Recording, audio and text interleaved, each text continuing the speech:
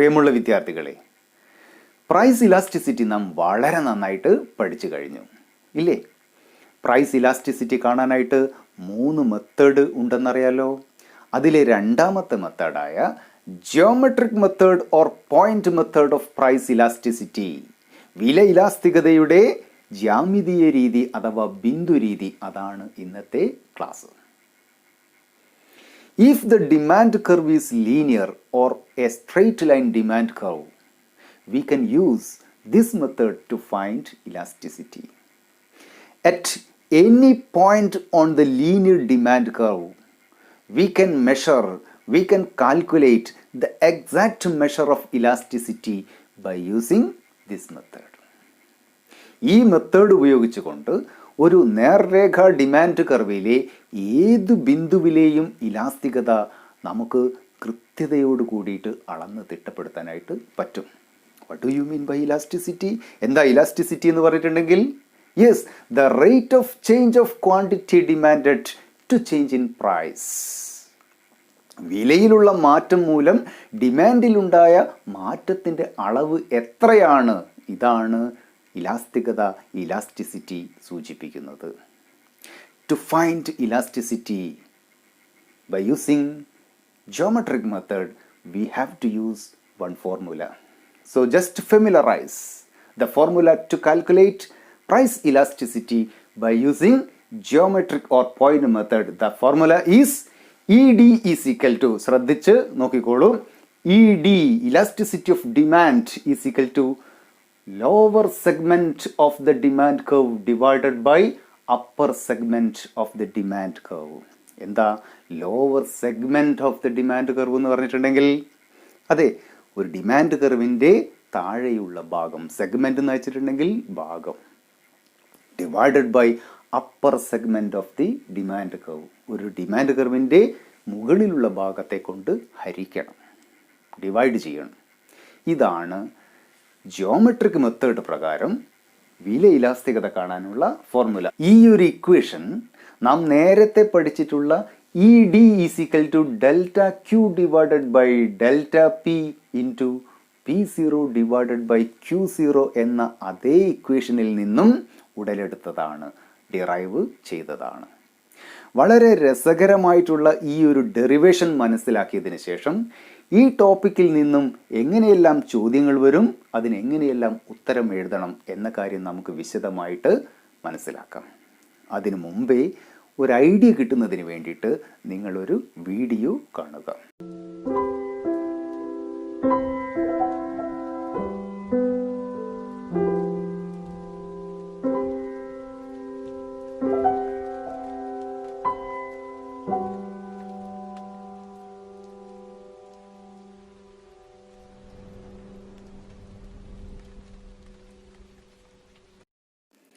X and Y axes are shown. Both axes are joined with a straight line. Measurement of this line is 12 centimeters.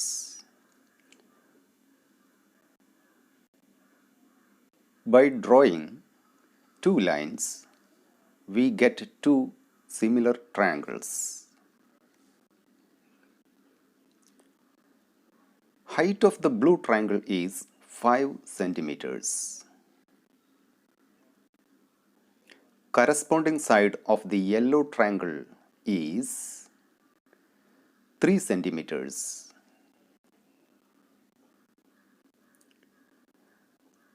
Length of hypotenuse is 7.5 centimeters. Corresponding side of the yellow triangle is 4.5 centimeters. In similar triangles, ratio or proportion of corresponding sides are equal.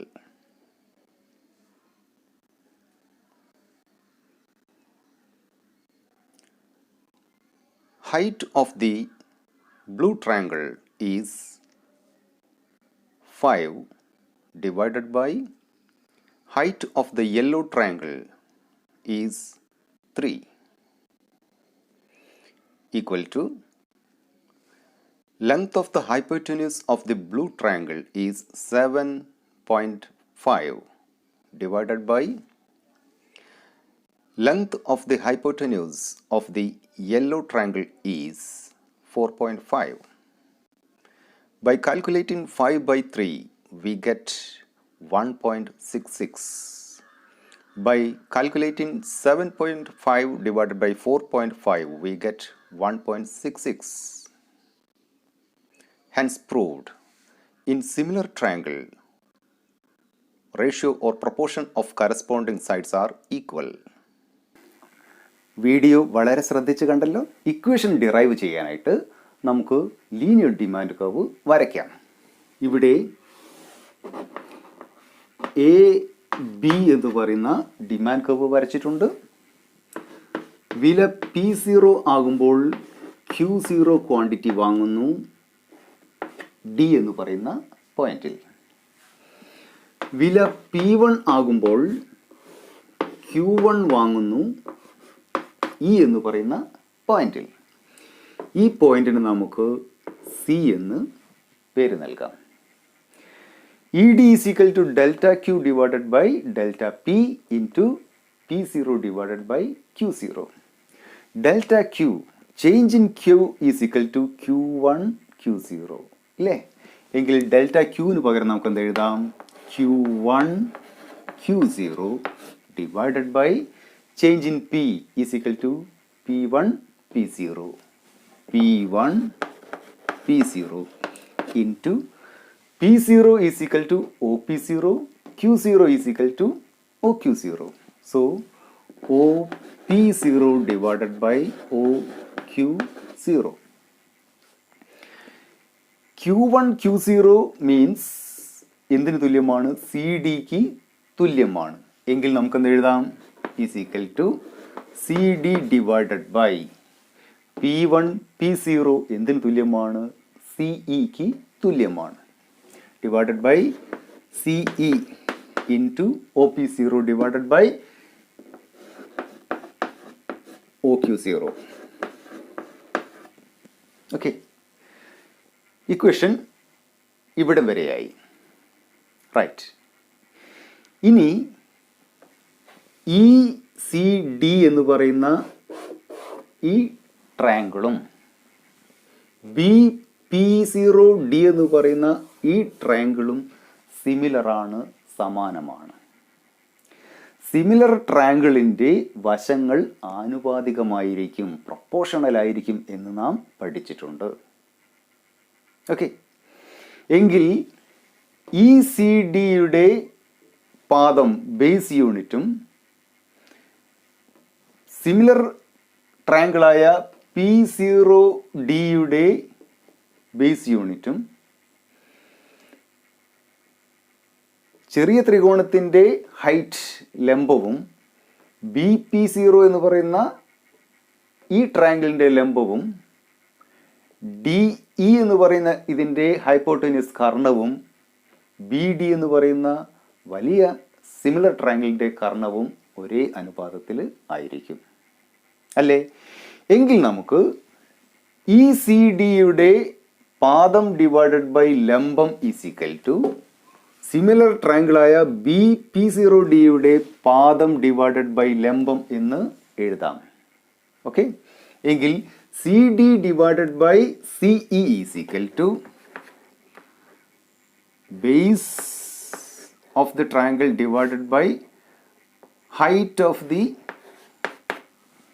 triangle is equal to base of the big triangle P0D divided by height of the big triangle P0B എന്ന് നമുക്ക് എഴുതാം. Okay, is equal to P0D എന്ന് പറഞ്ഞാൽ എന്തിന് തുല്യമാണ്? OQ0ക്ക് തുല്യമാണ്. എങ്കിൽ നമുക്ക് എന്ത് എഴുതാം? OQ0 ഡിവൈഡഡ് ബൈ P0B എന്ന് എഴുതാം. ഇവിടെ CD divided by CE is equal to P0D divided by P0BI which is equal to OQ0 divided by P0B. അല്ലേ? ഇത് ഇതിന് ഈക്വലാണ് എങ്കിൽ, ഇത് ഇതിന് ഈക്വലാണ് എങ്കിൽ ഇതും എന്തായിരിക്കും? ഈക്വൽ ആയിരിക്കും. ഇപ്പോൾ C D divided by C E മാത്രമേ നാം കണ്ടിട്ടുള്ളൂ. ഇതിനെ നാം എന്ത് ചെയ്യണം? OP0 ഡിവൈഡഡ് ബൈ OQ0 കൊണ്ട് ഗുണിച്ചാൽ മാത്രമേ നമുക്ക് എന്ത് കിട്ടുള്ളൂ? ഇലാസ്റ്റിസിറ്റി കിട്ടുകയുള്ളൂ.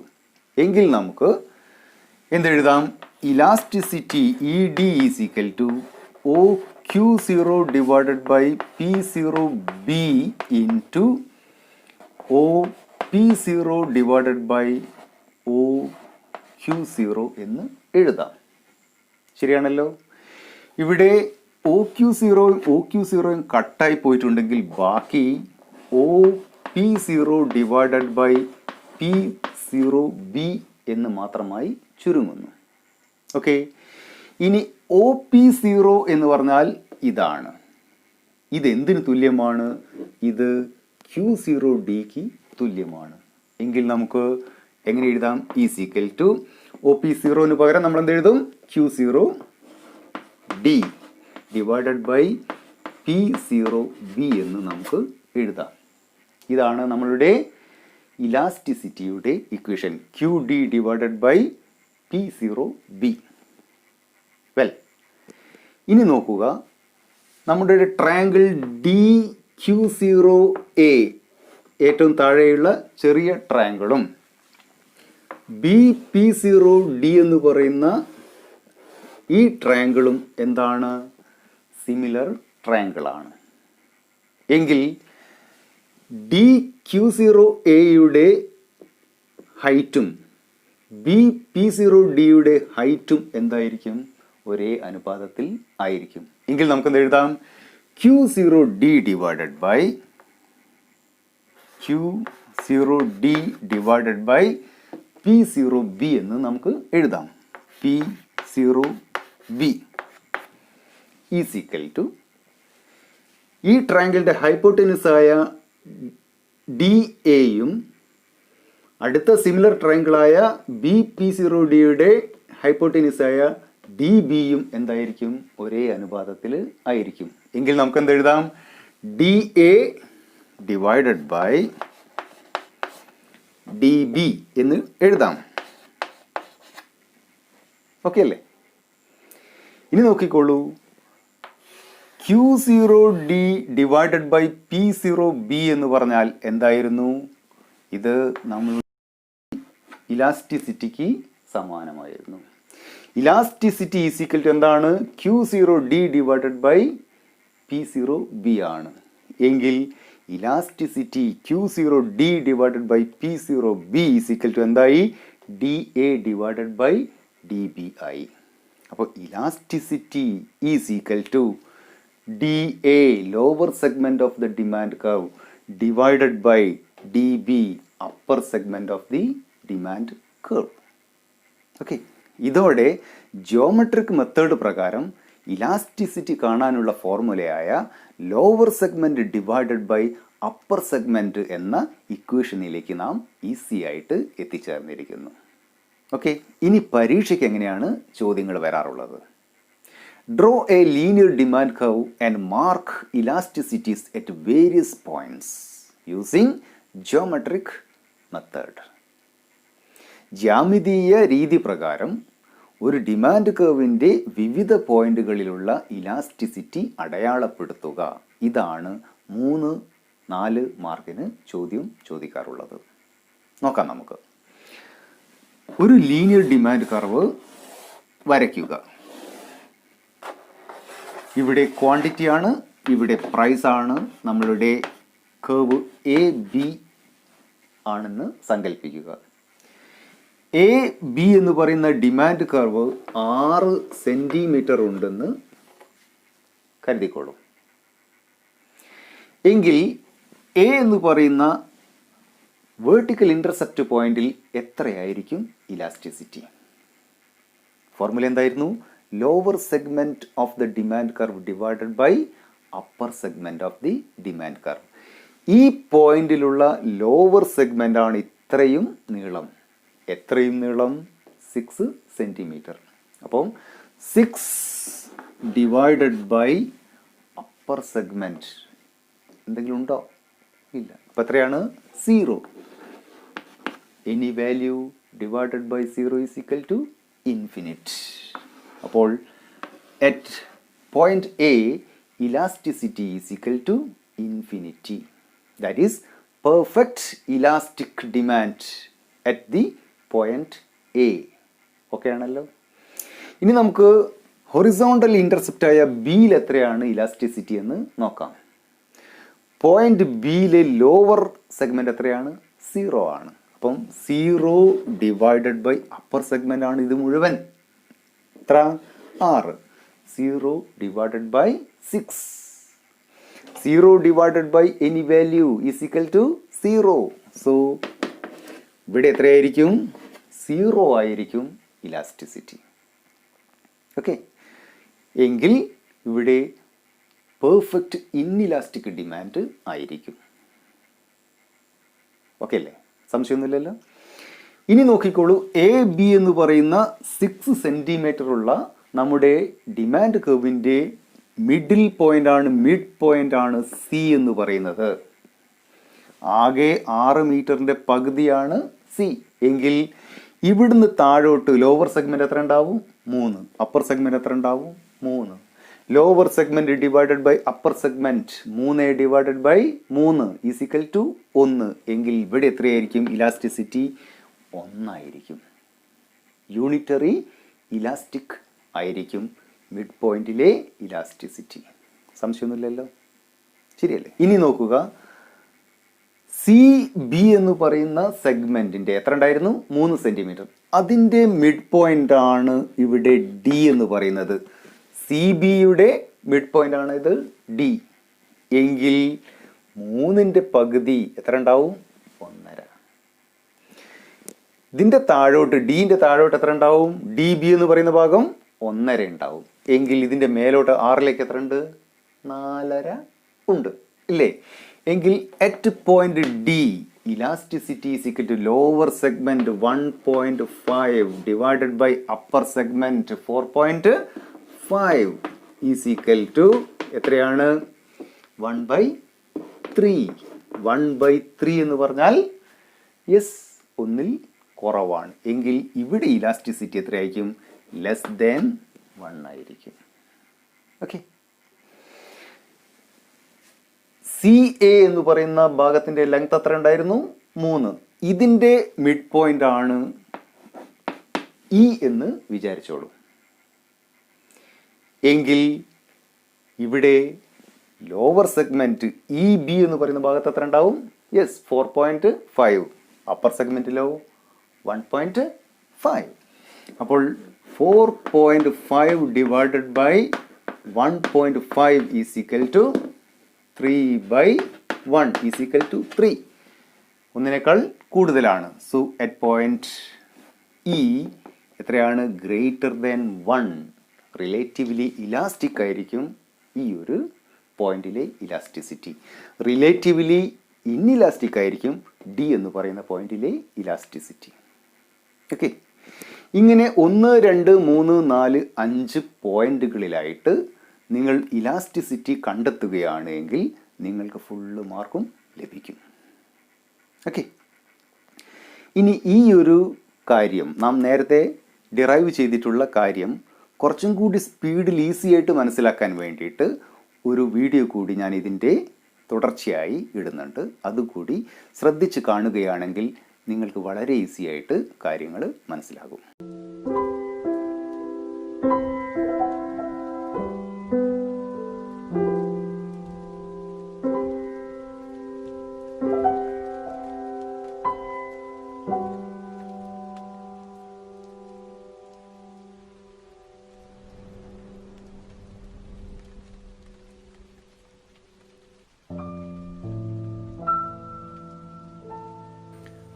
Quantity and price axes are shown. A linear demand curve BA has been drawn. When price is at P0, demand is Q0.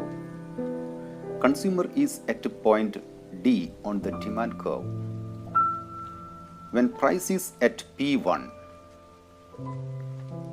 demand is Q1. Consumer is at point E on the demand curve. Elasticity of demand ED is equal to delta Q divided by delta P into P0 divided by Q0. That is, delta Q can be written as Q1 Q0 divided by delta P can be written as P1 P0 into P0 can be written as OP0 divided by Q0 can be written as OQ0. That is, Q1 Q0 can be written as CD,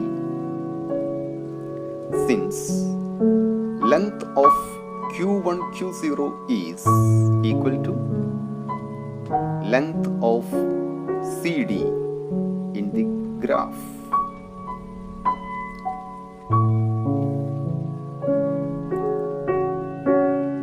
P1 P0 can be written as CE, since length of P1 P0 is equal to length of CE in the graph.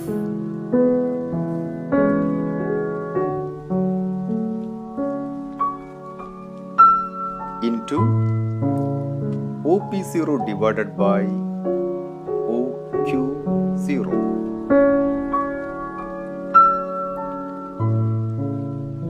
Since ECD and BP0D are similar triangles, CD divided by CE is equal to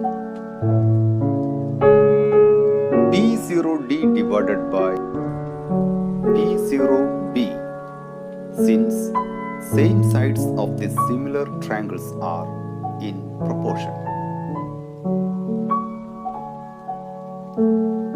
P0D can be written as OQ0, since the length of P0D is equal to the length of OQ0 in the graph.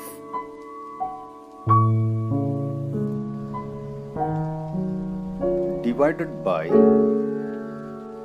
P0B. So,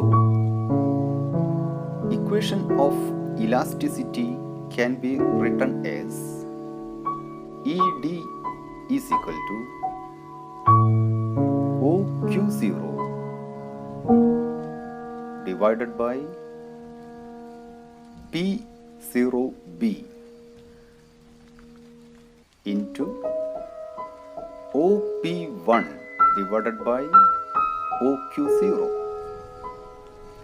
OQ0 is cancelled out from the equation. Now, elasticity of demand ED can be written as OP0 divided by P0B. Since OP0 is equal to Q0D in the graph, we can write as Q0D divided by P0B. Since BP0D and DQ0A are similar triangles, Q0D is in proportion to P0B.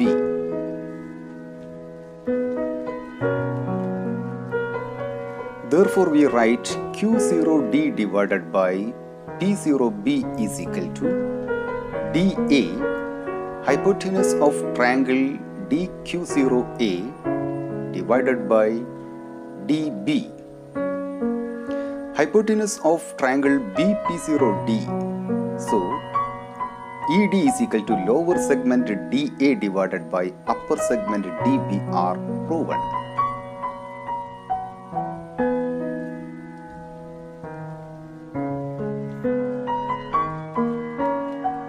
ഈ class ശ്രദ്ധാപൂർവം കേട്ടിട്ടുള്ള മുഴുവൻ വിദ്യാർത്ഥികൾക്കും good bye.